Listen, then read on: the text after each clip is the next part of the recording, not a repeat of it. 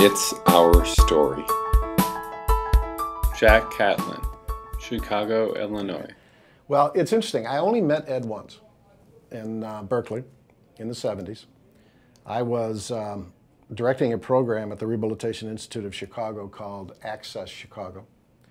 And I was out visiting a friend in Seattle, and I was on my way down to a conference in San Diego, and I thought I would take advantage of that opportunity to stop by to the Independent Living Center in Berkeley, because many people had told me that something's happening out there, something's going on. Stop in and see what it is, check it out.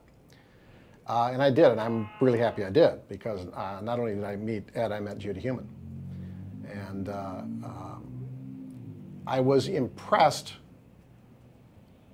with the vision that Ed brought to this. He understood, I think, that the problem with being disabled wasn't with the person with the disability, it was society. And that society needed to accommodate people with disabilities. That people with disabilities had the strength, they had the ability, they had the wherewithal to solve their own problems if society would give them the opportunity. The design of the environment has a huge role in that. When I started out with accessibility issues at the Rehabilitation Institute of Chicago, asking business and industry to remove barriers, this was back in the 70s before there was laws that required such things, the response I would normally get is, or was, why should we do that? There aren't anybody with disabilities that are going to use this facility. And I'm saying the reason you don't have anybody using your facility with a disability is because it's up 10 steps.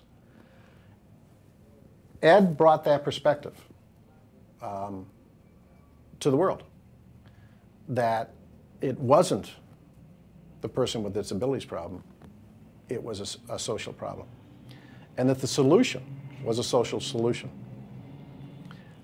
I say many times, and some people in the disability community don't like what I say when I say this, but it is the environment that handicaps the individual, the person with a disability.